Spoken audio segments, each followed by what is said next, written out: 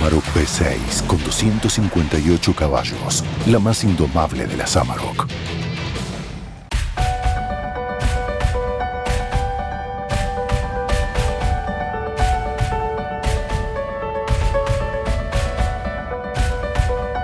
En Agrefert somos campo igual que vos.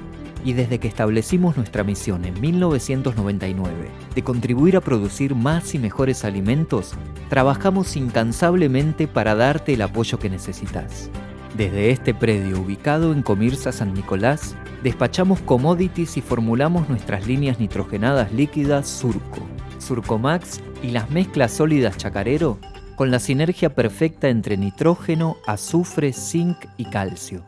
Nuestro equipo de ventas te asesorará para que encuentres el fertilizante ideal para nutrir tus cultivos. Con Agrefert, tu campo rinde más.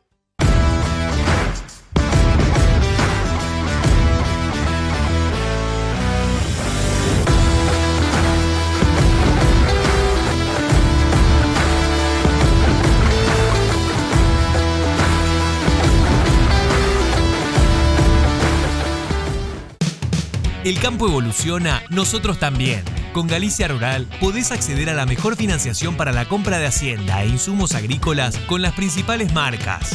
¿Cómo funciona? Los proveedores del agro ingresan la compra en la plataforma y vos la aprobás en Office Banking o la app. Galicia Rural, siempre junto al campo.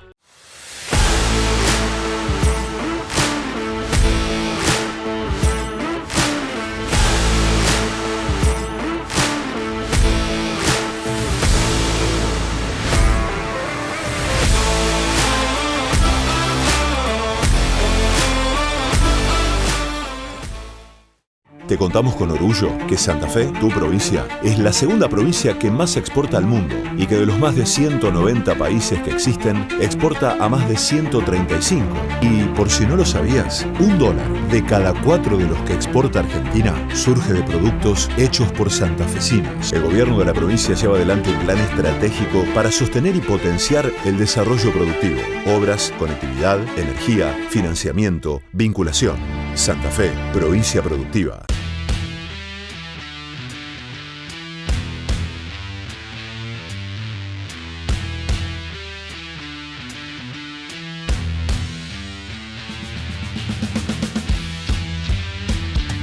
Bueno, bienvenidos, esto es Agenda Presid, mi nombre es Vicky Capielo, nos encontramos arrancando otra semana de Agenda a Presid.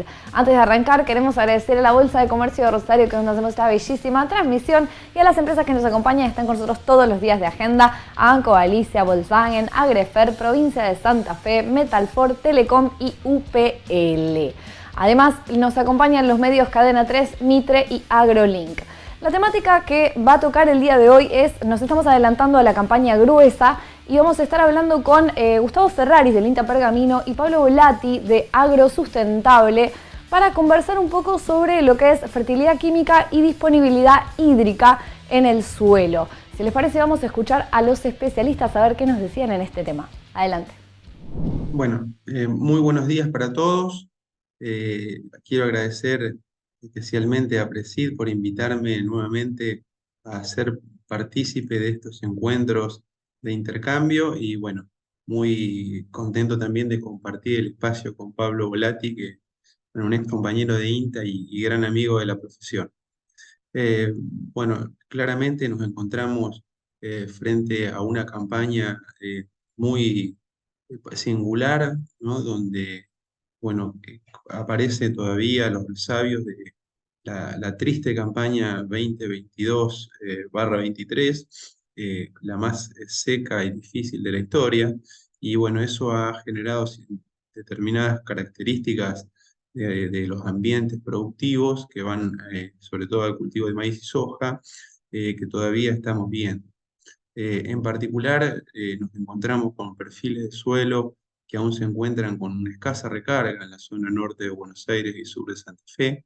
Las precipitaciones se han recostado sobre el este, hasta aproximadamente unos 100 kilómetros de la ciudad de Buenos Aires, pero en lo que es ya el corazón de la zona productiva, como puede ser Pergamino, Colón, Venado Tuerto, Rojas, todavía dista mucho de tener una recarga suficiente.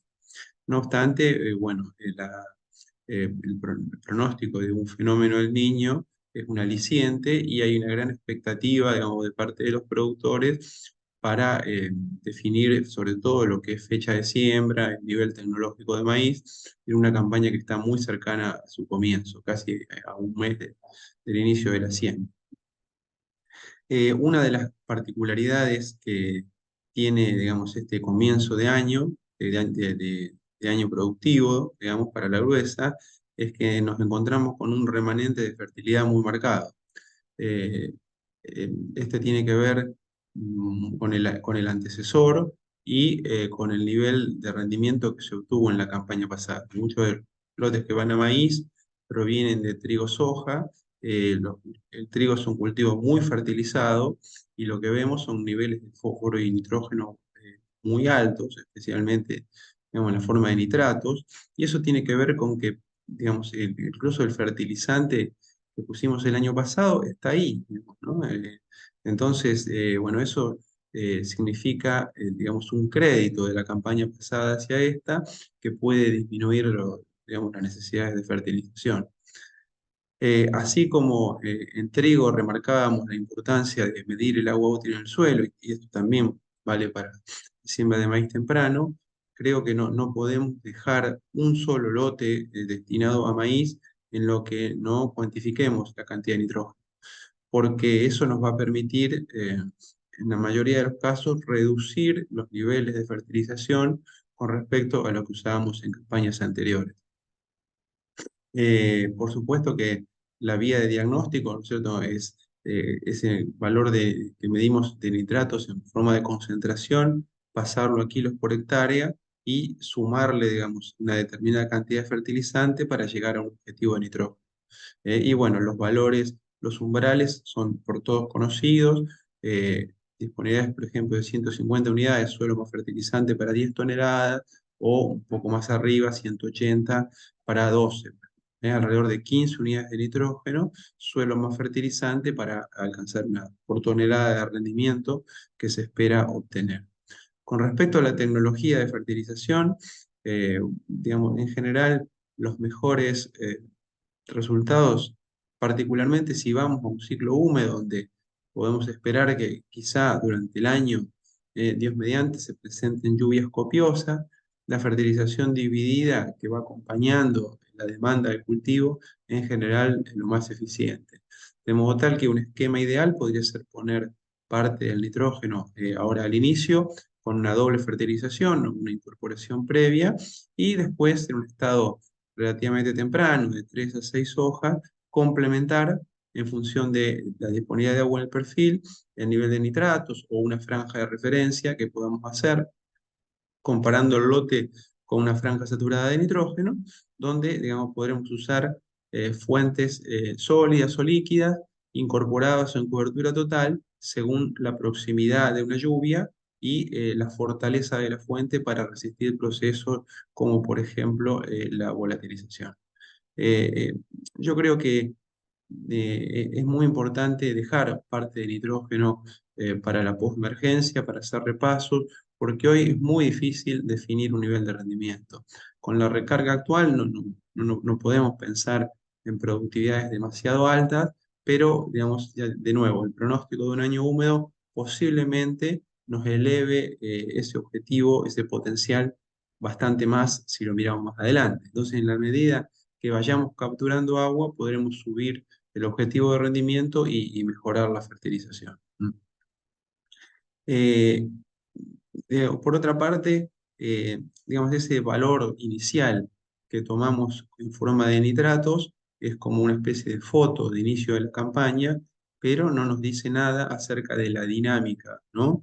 Que puede tener el nitrógeno a lo largo del ciclo y particularmente las condiciones de mineralización. De nuevo, en la campaña pasada, no cosechar prácticamente nada, han quedado residuos y biomasa microbiana enriquecido bajo formas orgánicas de nitrógeno que podemos esperar que se mineralicen durante el curso actual. Ese nitrógeno, si está en forma orgánica en el suelo, lo podremos detectar a través de una medición de nitrógeno anaeróbico, o NAN. Nosotros lo utilizamos ese valor, creemos que es una herramienta útil, y lo utilizamos de manera complementaria al análisis de nitrato, con el criterio de que si ese valor de NaN, digamos, supera el valor de 50, contamos esa diferencia como, digamos, unidades de nitrógeno que tendríamos en forma de nitrato. O sea, por ejemplo, si tuviésemos un NaN de 70, podremos incluir 20 créditos de nitrógeno en la curva esa de nitrógeno suelo más fertilizante, y esperaríamos, entonces podríamos reducir la fertilización sin que haya una penalidad de rendimiento. Esa es una variable más que podemos usar, así como también la materia orgánica, o la materia orgánica dividido las fracciones texturales, limo más arcilla, que son también otros estimadores de mineralización que se usan en determinadas regiones. De nuevo, ¿no es cierto? El nitrógeno es una especie de blanco móvil, un elemento, digamos, muy dinámico en el suelo, que fácilmente puede pasar de una interfase eh, sólida a una interfase gaseosa,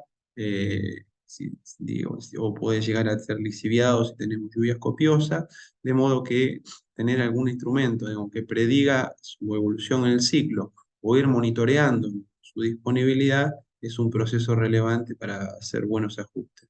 Tener en cuenta que la eficiencia de uso de nitrógeno está muy relacionado, ¿no es cierto?, con la disponibilidad hídrica, ya que el nitrógeno se absorbe por flujo basal, y la tasa de absorción tiene que ver con la tasa de crecimiento del cultivo. Entonces, si bueno, tuviéramos un año húmedo favorable, esperaríamos respuestas, digamos, al agregado de nitrógeno externo mejores a las que teníamos en los ciclos secos, ¿no? También, digamos, es importante considerar que estos valores de mineralización, como por ejemplo el NaN, son buenos estimadores de la mineralización de otros elementos cuya disponibilidad está asociada a la fracción orgánica, como por ejemplo azufre o algún micronutriente como boro, por ejemplo. Cuando tenemos un abastecimiento hídrico adecuado, los nutrientes son la principal limitante a la productividad. En experimentos donde nosotros evaluamos sistemas, digamos, de fertilización, por ejemplo, una estrategia, comparado con un testigo, una estrategia de suficiencia, digamos, o de reposición, o incluso de enriquecimiento en el suelo, encontramos habitualmente brechas de rendimiento de un 40%, ¿no? O más incluso a veces en siembras tempranas. De esa brecha, la mitad corresponde a nitrógeno, que es el que tiene en alguna medida la respuesta más inmediata. Si la medimos a largo plazo, por ahí el fósforo suele igualar la magnitud de respuesta, pero en la respuesta inmediata, nitrógeno obviamente, ¿no es cierto?, es el que prevalece. De modo que su ajuste es un aspecto crucial, y además, ¿no es cierto?, nos encontramos en una época, ¿no?, de precios altos de todos los fertilizantes, de modo que tampoco podemos agregar por agregar, ¿no? Los fertilizantes en este momento son un insumo crítico, son altos, están a alto precio y son escasos, de modo que tenemos que asegurarnos un uso eficiente, ¿no? Eso entonces se puede lograr con un adecuado diagnóstico y, como decíamos anteriormente, eligiendo el momento, la fuente y la localización correcta, ¿no? Por supuesto que nitrógeno no actúa solo, sino que hay otros elementos que son muy importantes, ¿no?, para el crecimiento del cultivo de maíz. Hablamos del fósforo. Lo que podemos decir respecto del fósforo es que los verdaderos resultados de una determinada estrategia los terminamos viendo en el mediano plazo, y en este sentido, lo más digamos, recomendable es realizar una estrategia de mantenimiento si el fósforo se encuentra en niveles medios en el suelo, o de enriquecimiento si están excesivamente bajos. Y eso va a ser lo más rentable en el mediano plazo, y las gramíneas, ¿no es cierto?, son de los cultivos, digamos, más eficientes y que más responden a una buena disponibilidad. Ya mencionamos el caso de azufre, un elemento que tiene muy buenas respuestas en relación a su costo, con una dinámica muy parecida a la de nitrógeno, y que se pueden agregar de forma conjunta. en relaciones de 1 kilo de azufre por cada 8 kilos de nitrógeno, que es la estequiometría que tiene el cultivo de maíz en su composición. Y bueno, existen micronutrientes también que son importantes, como zinc, sobre todo. También podríamos hablar de otros como boro, que, digamos, en los niveles actuales, potenciales actuales, también logran incrementos que son interesantes y que cada uno tiene una metodología de diagnóstico para poder identificar si realmente está deficiente. También estamos estudiando de manera casi exploratoria la expectativa de respuesta a elementos como magnesio, potasio, que ya se ha hecho importante en la región litoral, de modo que, bueno, los cultivos de verano y sobre todo el maíz tienen un panorama bien variado y entretenido, donde el productor junto con su asesor agronómico tienen un gran desafío en combinar fuentes y dosis para lograr una fertilización balanceada. Por último, decir de que, bueno, hablábamos de que la campaña 22-23 nos dejó, bueno, un involuntario remanente de todos los nutrientes, eh, siendo que tuvimos también un otoño, un invierno seco, y de acuerdo a lo que nos muestran los análisis, esos elementos aún se encuentran disponibles en el suelo. La forma, digamos, más exitosa de recuperarlos y transformarlos en rendimiento es incentivar las rotaciones, intensificarlas. Si nosotros vamos a hacer soja de primera, tenemos un cultivo de una mediana acumulación de biomasa y que crece unos 5 meses en el año, mientras que un maíz tiene un ciclo de por lo menos 2 meses más de estación de crecimiento. Entonces eso significa más raíces activas y la recuperación de esos nutrientes obviamente va a ser mayor.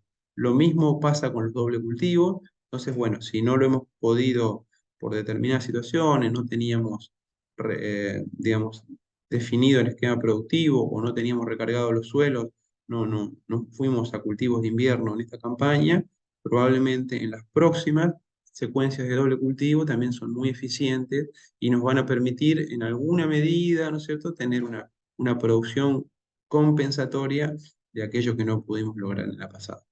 Hola chicos, ¿cómo están? Bueno, en esta ocasión nos encontramos para conversar respecto a agua útil en el inicio de esta campaña de maíz 23-24, en la cual, bueno, como sabemos, viene bastante en suspenso. Sabemos que están todos los pronósticos afirmando para que es un año niño, pero si bien nosotros estamos saliendo de 3 campañas de niña consecutiva, con lo cual ingresamos a esta campaña nueva con los perfiles de suelo extremadamente descargados. Y cuando digo extremadamente descargado, y les voy a comentar algunos números, es que tenemos casos de 40 milímetros acumulados de agua útil a 1,5 metros de profundidad. Tenemos valores que nos marcan incluso punto de marchitez permanente en la mayor proporción del perfil, como en este caso, este análisis que les muestro acá, que fíjense que marca incluso hasta negativo. O sea, los valores que hemos medido en algún momento, que ha medido INTA Marcos Juárez, en algún momento del punto de marchitez permanente para los alrededores de Marcos Juárez, evidentemente estaba bien medido, pero bueno, encontramos algunos suelos que tienen incluso alguna limitante un poco superior a lo que se habían medido en aquel momento, que tienen contenidos hídricos inferiores a ese valor. Con lo cual, ustedes lo pueden ver ahí en la gráfica pegadita, la línea punteada, que es la medición de humedad, versus el punto de marchitez permanente, que es la línea roja, que prácticamente pisa una línea a la otra, incluso en algunos sectores se va a sectores más negativos, descartando en esa gráfica que del 1,5 metros a 2 no están los datos, por eso la gráfica se va más hacia la izquierda.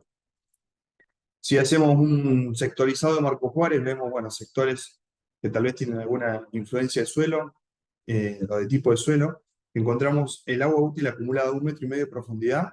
Por el método gravimétrico encontramos sectores de 40 milímetros, como les decía, en suelos con alguna limitación superior o con alguna pendiente mayor, y en su mayoría lotes con 160, 140, 145 milímetros de agua útil. Yo lo resumí ahí en solamente 3 valores, pero bueno, tenemos varios datos de agua útil al 1,5 metros y encontramos valores de esa proporción.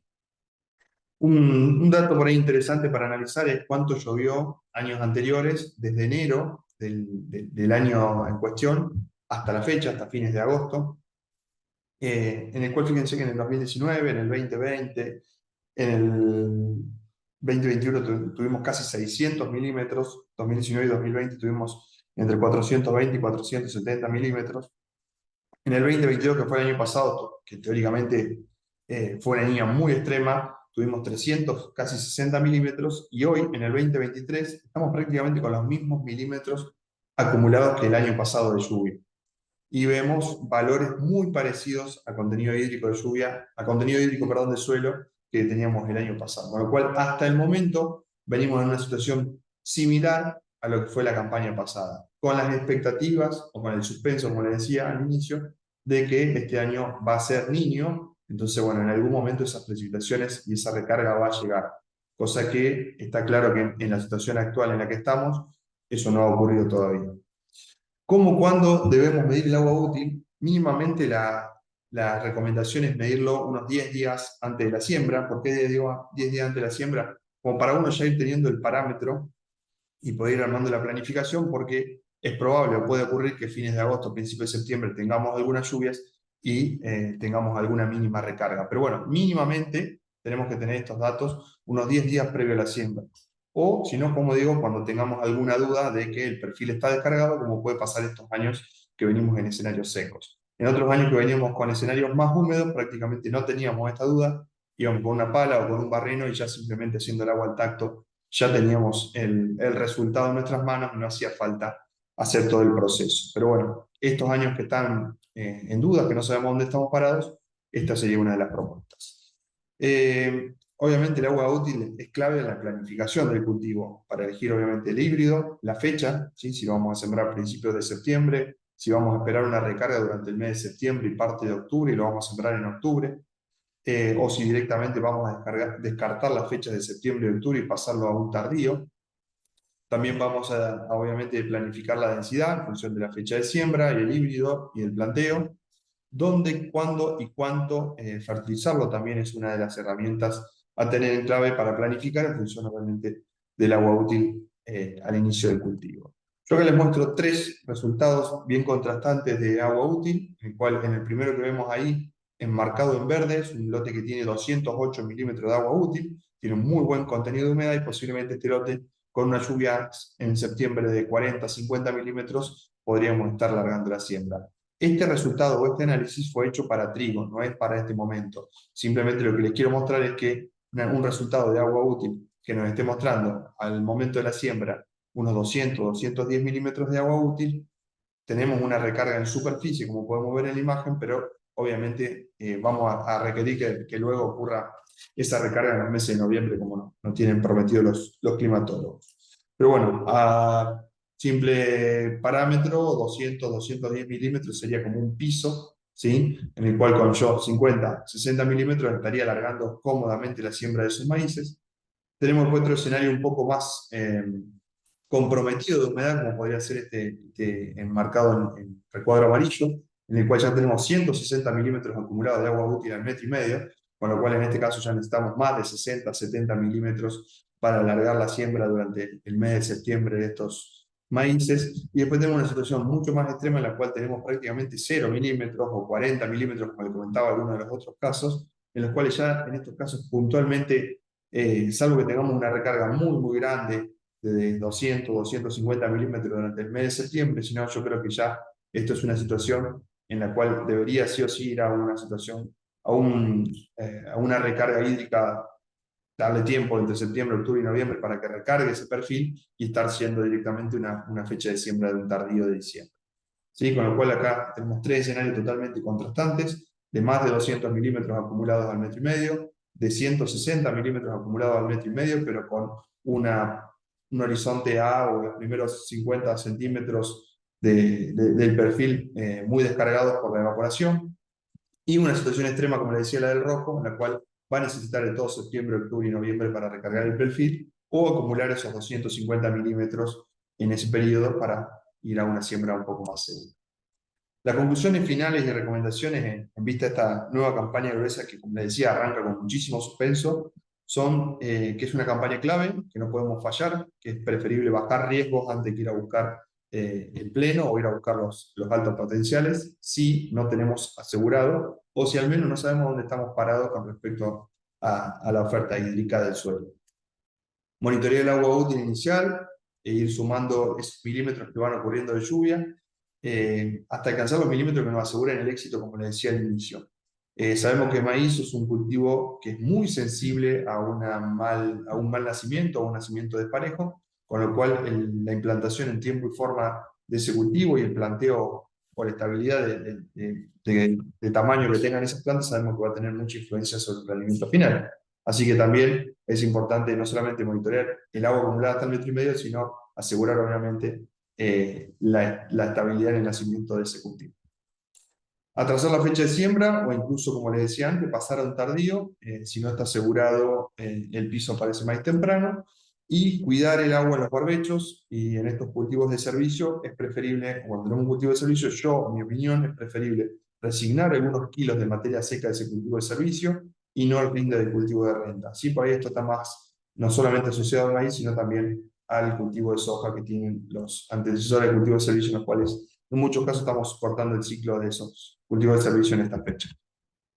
Recordemos que los pronósticos dan que es una campaña bajo la influencia del Niño, no desesperarse, que no es fácil, y aguardar que el agua va a llegar, como dicen los climatólogos, a su debido tiempo. Los pronósticos están firmes. Bueno, ahí tenemos una gráfica que nos marca el Niño alerta. Bueno, estamos a la expectativa de que llegue esa alerta o ese niño con su oferta hídrica, y lo estamos esperando obviamente, pero bueno, sabemos que el panorama es totalmente diferente a lo que fue la campaña pasada. Bueno, espero que si tienen algunas dudas me escriban o nos estemos comunicando, así que bueno, sin más, les agradezco la oportunidad de vincularme con ustedes. Bueno, y como siempre les recordamos que esto es un tema súper importante para adelantarnos a nuestra campaña, es decir, tener en cuenta cómo viene la fertilidad en nuestros suelos y cómo viene la cuestión de disponibilidad hídrica en nuestros suelos antes de la campaña. Esto ha sido todo por hoy, queridos amigos. Nosotros nos reencontramos el miércoles. Queremos agradecer, antes de irnos, a la Bolsa de Comercio de Rosario, que es donde hacemos esta bella transmisión, y a las empresas que nos acompañan y están con nosotros todos los días de agenda: a Banco Galicia, Volkswagen, Agrefert, Provincia de Santa Fe, Metalfor, Telecom, UPL, y en el día de hoy nos acompañaron los medios Cadena 3, Mitre y Agroning. Les mandamos un beso enorme y nos reencontramos el miércoles. Adiós.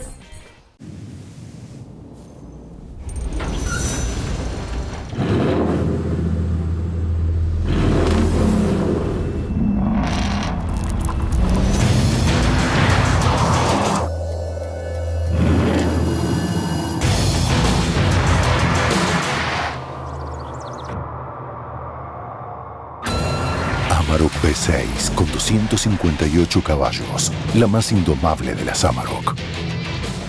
En Agrefert somos campo igual que vos. Y desde que establecimos nuestra misión en 1999 de contribuir a producir más y mejores alimentos, trabajamos incansablemente para darte el apoyo que necesitas. Desde este predio ubicado en Comirsa San Nicolás, despachamos commodities y formulamos nuestras líneas nitrogenadas líquidas Surco, Surcomax y las mezclas sólidas Chacarero, con la sinergia perfecta entre nitrógeno, azufre, zinc y calcio. Nuestro equipo de ventas te asesorará para que encuentres el fertilizante ideal para nutrir tus cultivos. Con Agrefert, tu campo rinde más.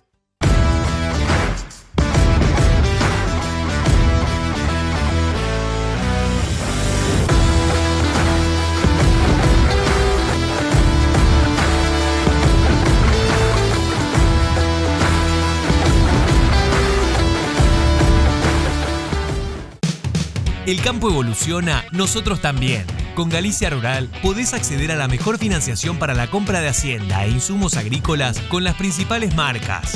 ¿Cómo funciona? Los proveedores del agro ingresan la compra en la plataforma y vos la aprobás en Office Banking o la app. Galicia Rural, siempre junto al campo.